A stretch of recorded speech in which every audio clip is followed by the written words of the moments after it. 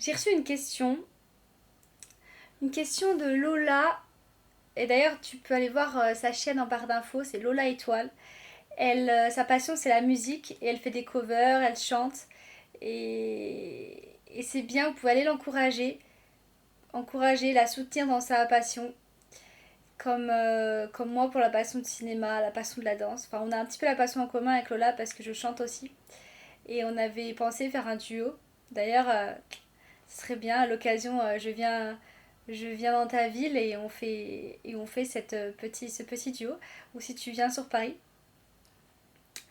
Euh, Ce que je veux te dire, j'ai reçu la question comment s'assumer face aux moqueries, c'est-à-dire comment pouvoir avoir confiance en soi.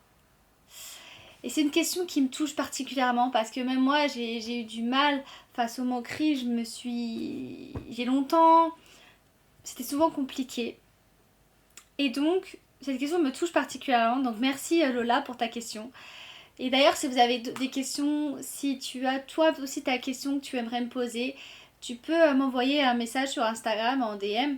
Tu peux aussi m'envoyer un mail et j'essaierai de répondre. Si tu as des idées de thèmes, tu m'envoies un message en DM sur Instagram directement ou alors par mail si c'est plus facile pour toi. Je vais répondre à cette question. Comment s'assumer face aux moqueries? Alors moi, j'ai été, comme tu le sais, je le répète souvent, j'ai eu du harcèlement scolaire, on me poussait contre les murs et même une fois, j'avais du mal à lever la main parce que j'avais l'impression qu'on se moquait de moi. Et une autre fois, je m'étais assise sur la chaise et j'avais pas vu qu'il y avait du chewing-gum. Et quand je me suis relevée, la jupe elle s'était plissée donc dans le chewing-gum et on voyait pas tout, mais elle s'était un peu relevée donc c'était pas très à l'aise. Et, et ça m'a fait un peu perdre confiance en moi. Et la deuxième chose, j'étais en colonie et en colonie, je marchais tranquillement. Il y en a un pour rigoler avec les autres qui étaient à côté. Il y avait, tu vois, les tatouages dans les chewing-gums de Malabar. Et bien, en fait, il y avait le tatouage et il m'a mis comme ça le tatouage. Et à l'époque, j'avais moins d'assurance et ça me gênait. Et comme je savais pas ce que ça représentait et qui se moquait et tout, j'ai fait ça.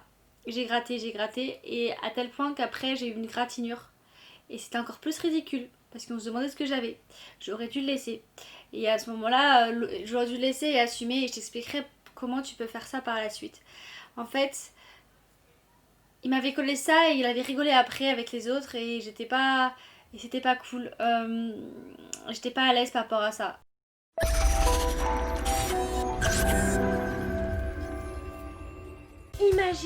Imaginez, jouer c'est ma vie, jouer c'est ce que je suis. Maïlis a bien compris que le métier d'artiste, notamment devenir acteur, est très difficile. C'est pour cela qu'elle a conçu sa formation d'interprète, devenir un acteur libre et sans complexe. Pour la rejoindre, cliquez sur le lien et découvrez votre cadeau dans la description. Elle vous attend depuis son studio. A tout de suite. Et je vais te dire pour comment tu peux faire pour pallier ça. Déjà, je te raconte ça pour que tu savoir que je suis passée par là, je sais ce que ça fait et plusieurs fois moi aussi je voulais lever la main en cours, j'arrivais pas, j'avais peur qu'on se moque par rapport à ma réponse. Et je me suis dit, mais en fait, si ça se trouve, même si t'as une mauvaise réponse ou t'as une bonne réponse, ça va apporter à l'ensemble de la classe. Et puis quand bien même, pourquoi ils se moqueront? Parce que t'as osé, t'as levé la main là où eux ils le font pas. Tu vois ce que je veux dire? Et même si eux ils le font, peu importe, tu lèves la main pour toi. Et en fait, ça vient à mes 5 points. J'appelle ça le premier thème, c'est l'accident, dans le sens que, en fait, si jamais, moi plusieurs fois je tombe, hein, je tombe et je me fais mal au genou, et quand tu tombes, souvent, les gens ils rigolent. Bizarrement, au lieu d'être compatissants et d'être dans la bienveillance, ils vont rigoler, ils vont se moquer. Ils vont pas. Il y en a qui vont dire oh ça va mademoiselle vous allez bien. Alors c'est vrai quand les gens disent ça par dignité je dis oui oui tout va bien et voilà et je continue mon chemin. Ce qui est un peu nul de ma part parce que je devrais vraiment euh, en même temps si c'est pas mal je me relève. Mais ce que je veux dire c'est que si tu tombes tu rigoles avec eux. C'est-à-dire, s'il y en a qui rigolent, bah tu rigoles encore plus fort que tu dis, ah, je suis tombée, et alors, on s'en fiche, tu vois. Et c'est en rigolant que eux, ils vont dire, ah, merde, parce que eux, ils ont des valises. Ils ont des valises dans le sens que quand tu vas rigoler, ils veulent te déstabiliser, ils veulent te dire, en se moquant de toi, en rigolant, ça va leur permettre de, eux, leur donner de la puissance. Et en rigolant plus fort qu'eux, tu vas accentuer le fait que eux, ils vont se sentir tellement ridicules qu'ils n'auront pas d'autre choix que de la fermer. C'est le premier point. Donc si tu tombes, si tu as un accident ou quoi que ce soit, tu te relèves ou même si t'arrives pas à te relever, ça arrive, mais encore plus de toi-même en fait. C'est ce que j'appelle l'autodérision et c'est ce qui va arriver dans les prochains épisodes que je te prévois, des épisodes web-série. Le deuxième point, ce que j'appelle, c'est le mouvement de vie et de temps. Ce que je veux dire, c'est que tu continues ce que tu fais, tu continues ton art, tu t'arrêtes pas sans te préoccuper de l'extérieur parce que ça va t'enrichir et parce que tu t'en fiches, parce que en vue de l'évolution, ils vont voir ton évolution et ça va, et plus tu vas avancer, plus ça va te donner confiance, de l'assurance et t'épanouir au niveau des développement personnel. Et à l'époque, moi de collège, ça n'existait pas. Donc ça existait le développement personnel, mais c'était moins en vogue que maintenant. Moi, je l'utilisais beaucoup moins parce que je connaissais pas ça. Et j'ai une amie qui m'a dit, qui est aussi ma coach vocale justement, qui me disait que elle, à l'époque, elle utilisait pas trop le développement personnel. Alors effectivement, je pense que c'était moins en vogue et c'est pour ça, et c'était dommage parce que ça lui aurait permis de se construire un peu plus et de pouvoir s'assumer plus par rapport à son art. Ce qu'elle a fait maintenant, est-ce qu'elle est beaucoup plus comment dire, dans le lâcher prise de son art. Donc voilà, mais elle me disait ça pour que moi je suis aussi dans le lâcher prise. Et ce que je veux te dire, c'est que tu dois, là on est dans une période actuelle où le développement personnel est présent partout, tout le monde en parle et c'est important d'en faire pour te construire et te blinder parce que moi à l'époque je l'avais pas forcément et ça m'aurait servi et je m'en sers maintenant et ça m'aide beaucoup. Donc c'était le deuxième point. Tu continues ce que tu fais et tu t'aides du développement personnel par différents coachs.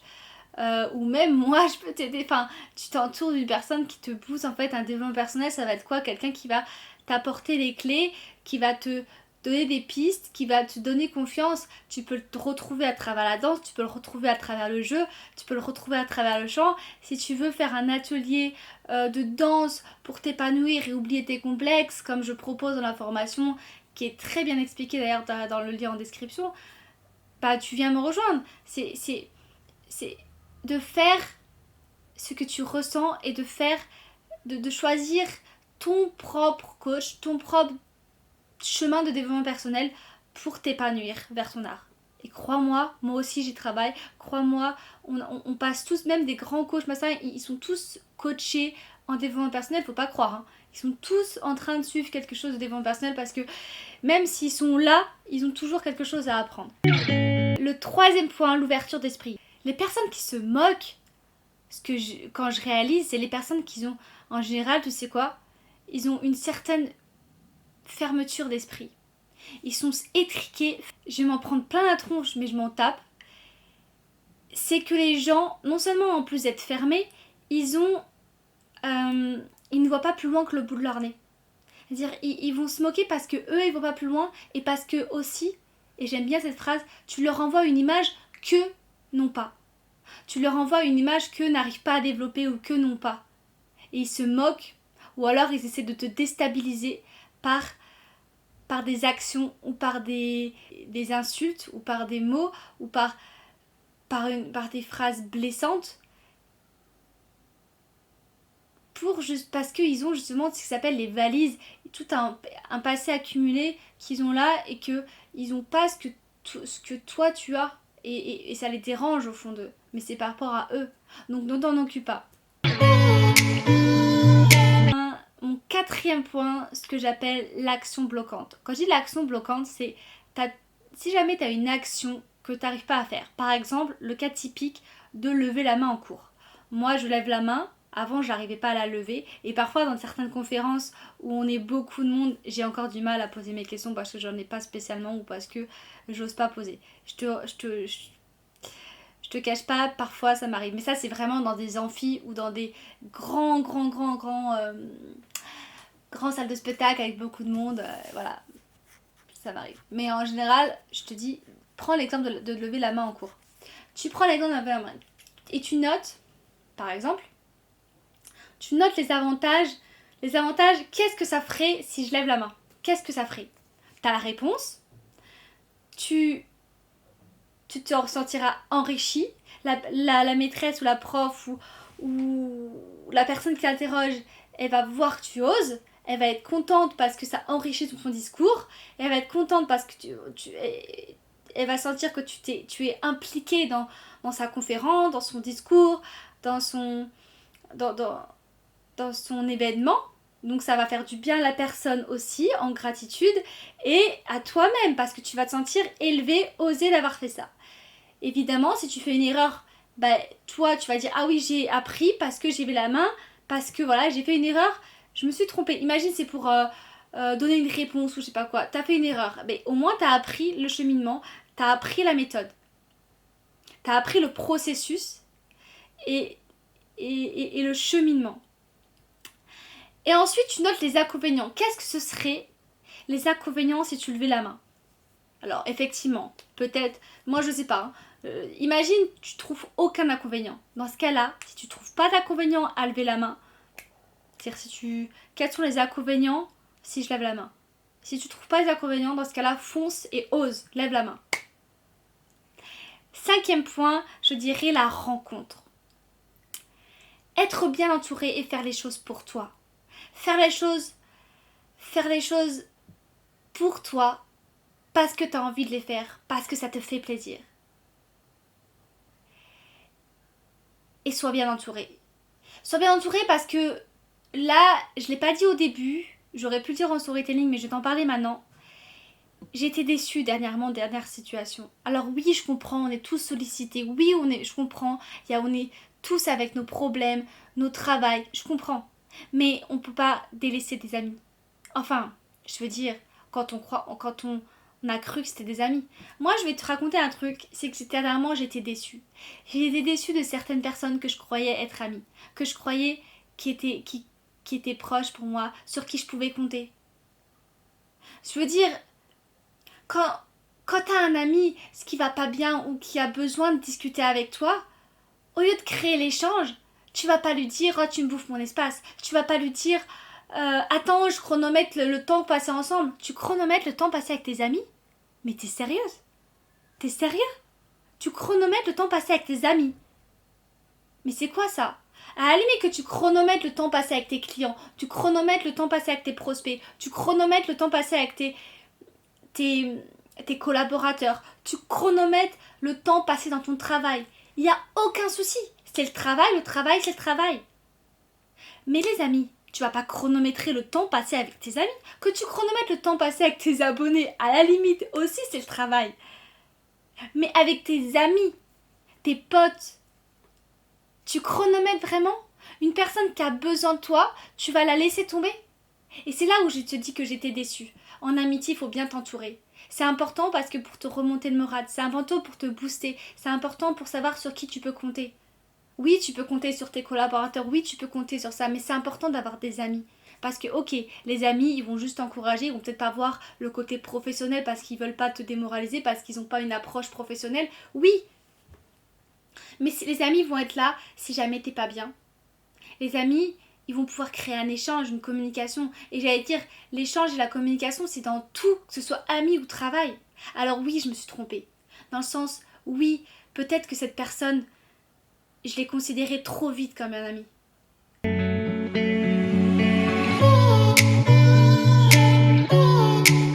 Et de faire les choses pour toi, ce que tu as envie de faire. C'est important de faire ce que tu as envie de faire et d'être bien entouré. Mais ils vont être là pour toi, ils vont savoir t'écouter. Et on est dans une société actuelle où les gens ne savent plus communiquer. De plus en plus. Et tu vas me dire, oui, il y a la communication et communication. Bah oui, il y a différents types de communication. Mais je veux dire, ils savent plus. Communication, c'est l'échange, c'est la discussion. c'est pouvoir échanger sur tel sujet. J'ai un chapeau violet à paillettes. Ah ouais, cool, ça me rappelle les fleurs de Toulouse, c'est violet. Les fleurs de Toulouse, ou par exemple, dehors il y a des fleurs, tu vois le bourgeon qui s'ouvre de plus en plus. Et en parlant de bourgeon et de métaphore, justement, je vais comparer. Tu es comme un bourgeon qui s'ouvre de plus en plus et qui s'épanouit dans son art de plus en plus. Et peu importe si t'as les abeilles ou les papillons, mon papillon c'est mignon, il se pose sur toi, mais peu importe qui est autour, tu continues d'explorer ton art, tu continues de faire ce que tu as envie de faire. Et ce que je veux dire, c'est que je prends l'abeille, en général, les personnes, quand ils ont une abeille qui tourne autour, ils ont tendance à la chasser et à l'enlever. Moi, ce que je fais dans ces moments-là, je reste calme et tranquille et j'attends qu'elle parte. Et bizarrement, elle s'en va. Pourquoi ? Parce que ça sert à rien de t'agiter. Plus tu vas t'agiter, plus elle va être là, plus elle va avoir tendance à vouloir te piquer. À l'inverse, si tu restes calme, passive, tranquillement, elle va partir au fur et à mesure. Et c'est pareil. C'est comme les haters, c'est comme les personnes qui te critiquent. Plus tu vas ouvrir, plus tu vas être dans ton art, plus ils vont partir au fur et à mesure, avec leurs valises et tout ce qui les traîne. Ce que je veux dire, c'est que toi, t'es là, ils sont autour en train de te critiquer, te dire des choses, si tu t'en occupes pas, ils vont continuer, mais après, au bout d'un moment, ça va s'estomper. Alors que si tu tiens compte et que justement, ils sont là pour te perturber, ils sont là pour que tu te renfermes encore plus. Or, t'es un bourgeon. Un bourgeon, ça doit éclore, ça doit s'ouvrir. Tu vois ? Donc, en fait, tu dois pas te préoccuper. Et j'aime bien cette image de bourgeon qui s'ouvre parce que c'est exactement ça. L'abeille, au bout d'un moment, elle te pique la guêpe ou l'abeille, ou peu importe la guêpe, elle te piquera pas si tu...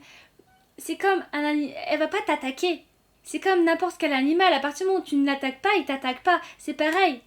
Sauf si vraiment, c'est des haters qui veulent vraiment, parce qu'ils ont des valises derrière eux et qui veulent te faire du mal pour eux se sentir bien. Mais dans le cas contraire, non. En général, une guêpe, laisse-la tranquille, son univers, c'est de la nature et c'est nous qui venons dans son habitat. Et en restant tranquille et calme, tu verras, viens avec moi un jour, un jour où il y a une guêpe qui vient nous embêter, tu verras, moi je reste tranquille, calme, et tu verras ma réaction et mon action face à la guêpe. Je ne fais rien, je reste tranquillement installée, je la laisse me tourner autour et au bout d'un moment elle s'en va. Parce qu'elle voit que je l'attaque pas, parce qu'elle voit que je ne fais rien. Je sais pas si tu comprends cette métaphore, en tout cas c'est pour te dire et pour t'aider vraiment à te faire comprendre certaines choses, te faire comprendre de se détacher de tout ça. Moi je l'ai appris au fur et à mesure, et effectivement je l'ai appris. J'étais comme toi à ce moment, et je me suis développée au fur et à mesure et je me développe encore. Hein. Je suis loin encore que mon bourgeon il est loin d'être encore éclos. Il est ouvert, mais il n'est pas épanoui encore. Enfin, il n'est pas encore ouverture de folie, de ouf. Tu vois ce que je veux dire ? Donc en fait, c'est ça. Si jamais ça t'a appris, n'hésite pas à me le dire. Ça me ferait plaisir. Et si tu as d'autres idées de thèmes, si tu as d'autres idées de questions, n'hésite pas à m'envoyer un DM sur Instagram ou par mail si tu utilises les mails. Ça ferait un plaisir d'y répondre, comme là j'ai pu répondre à Lola. Voilà, donc n'hésite pas à aller aussi la suivre, à la soutenir. C'est important parce que pour qu'elle puisse s'épanouir dans son art et pour qu'elle se sente soutenue, n'hésite pas aussi à lui dire quand il y a quelque chose qui ne va pas. Parce que forcément il y a des choses qui peuvent ne pas aller ou pour qu'elle s'améliore. N'hésite pas à aller lui dire, à regarder sa chaîne, c'est Lola Étoile, je la mettrai en barre d'infos. Et pour l'heure, je te dis à très vite pour de nouvelles vidéos. Bye.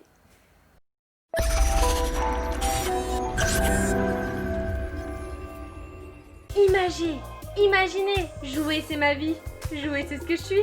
Maëlys a bien compris que le métier d'artiste, notamment devenir acteur, est très difficile. C'est pour cela qu'elle a conçu sa formation d'interprète, devenir un acteur libre et sans complexe. Pour la rejoindre, cliquez sur le lien et découvrez votre cadeau dans la description. Elle vous attend depuis son studio. À tout de suite.